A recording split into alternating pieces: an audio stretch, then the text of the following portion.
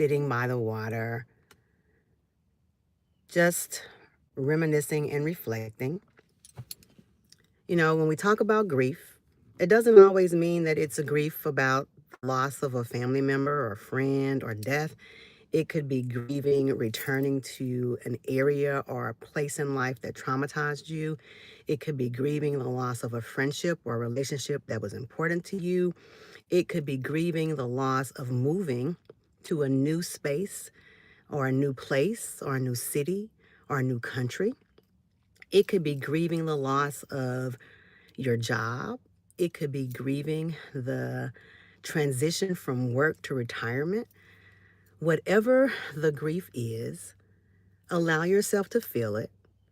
Don't let it completely paralyze you, but don't ignore it.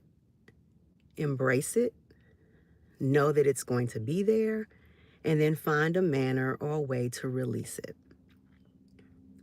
Whatever the grief is, whatever the situation is, Pastor Conley, Pastor Kelly, and Pastor Bird all say, hold on to God's unchanging hand.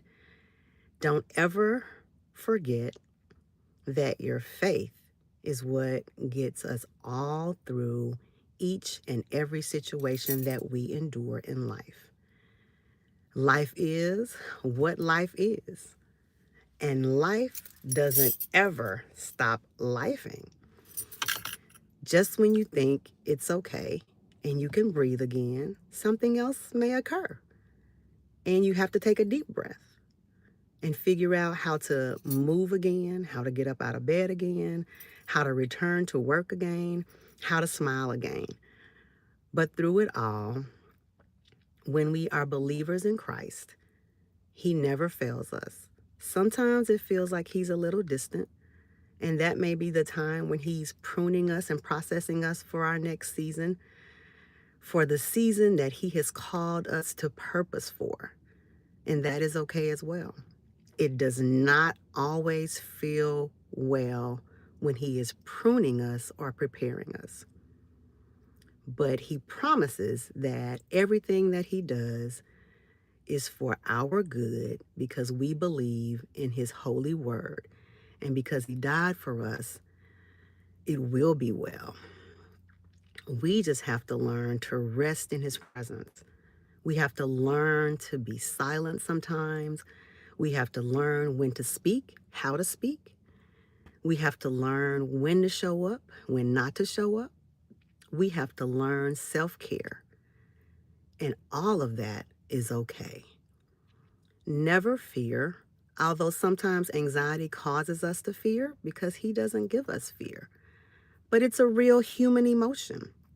Just like we talk about grief, fear is a human emotion. We just have to process that as well. And processing is okay.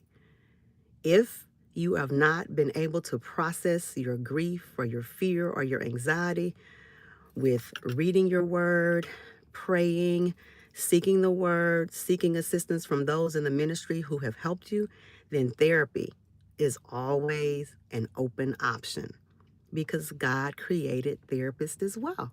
Psychologists or psychiatrists, counselors, social workers, professional people to give you guidance and direction about how to manage the things that you are not capable of handling on your own. And being vulnerable to accept therapy is a huge step for the majority of us that are professionals in America.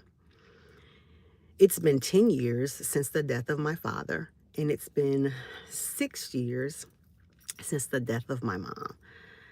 Neither of those places were good places for me because being adopted, once those persons were gone, I felt truly orphaned. I have family. I have new family. I have family that I have loved my whole life, and I have a new family that I'm learning to love and will love for the remainder of my life. But it doesn't change what that feeling is in the immediate loss. 10 years is a long time. 6 years is not as long as 10, but I rarely discuss it or talk about it because that's a very painful, vulnerable place for me.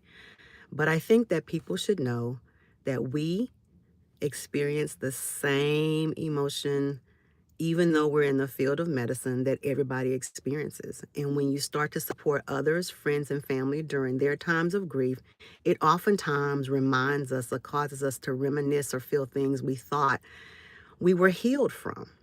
And that's okay as well.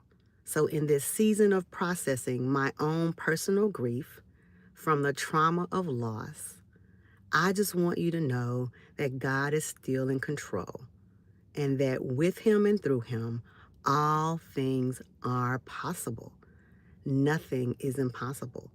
It feels hard, and some days are harder than others. But don't give up. Don't stop pushing. Don't stop praying. Don't stop living. Don't stop laughing. Don't stop loving. Don't stop smiling. Sometimes we regress into some of our old habits of speaking negative or thinking negative or feeling like it's not going to get better, and that's not true. It will get better, but it's in God's timing that it gets better. And it is when He's done with processing us that it will get better.